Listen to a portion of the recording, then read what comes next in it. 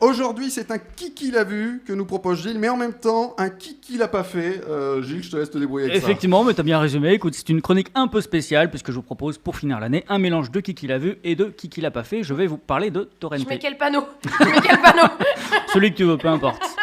Donc je vais vous parler de Torrente. Qui connaît? Non. Personne. Non, Eh ben on écoute un uTorrent. petit extrait de la bande-annonce.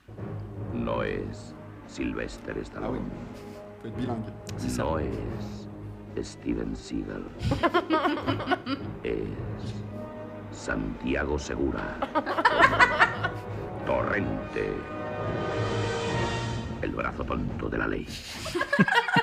Alors tout commence en 98 en Espagne, donc avec la sortie d'un film intitulé Torrente, El brazo tonto de la ley, le bras gauche de la loi, écrit, réalisé et interprété par Santiago Segura, acteur caméléon de fou, immense vedette en son pays, mais totalement inconnu ou presque par chez nous.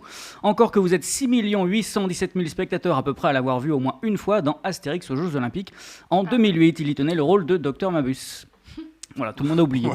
Mais revenons à Torrente. Le succès du film en Espagne est tel, avec près de 3 millions d'entrées à un record, auquel s'ajoute le Goya du meilleur metteur en scène, qu'une sortie en France ainsi que dans d'autres territoires fut rapidement ordonnée.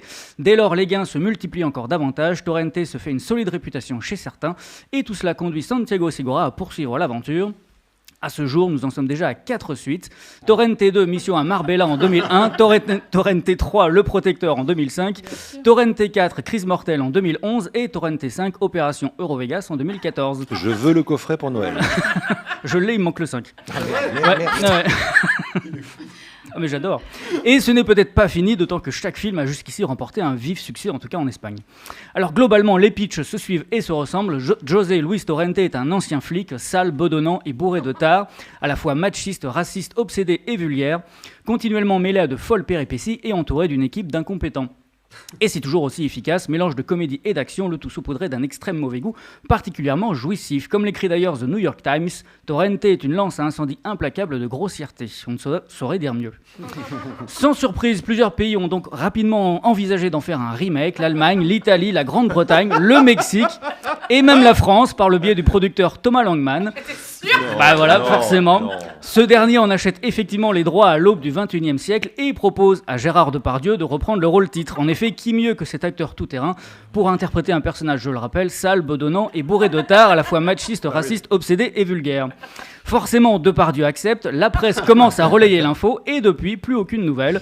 Il faut dire que Langman s'est attelé à de nombreux projets simultanément, tous très prenants, à l'instar, j'en parlais, d'Astérix aux Jeux Olympiques, avec justement Depardieu et Segura. Le temps passe, puis quelques succès et moult bides plus tard, Langman semble avoir définitivement abandonné l'idée de s'atteler à Torrente, dommage ou pas. L'homme était un habitué des remakes, concrétisés et souvent ratés, comme La Nouvelle Guerre des Boutons et Un Moment d'égarement, sans oublier tous ceux qui n'ont fort heureusement jamais abouti, Les Sous-doués ou encore La Balance, pour ne citer que cela. De toute façon, comme chacun sait, il est toujours préférable de découvrir une œuvre dans sa version originale, alors n'hésitez plus, précipitez-vous sur le véritable, seul et unique Torrente. Ouais. Tu nous l'as bien vendu. Ah bah j'espère. Non, franchement, ça vaut le coup, c'est un super film. Et t'as les coffrets, putain, mais... Ouais.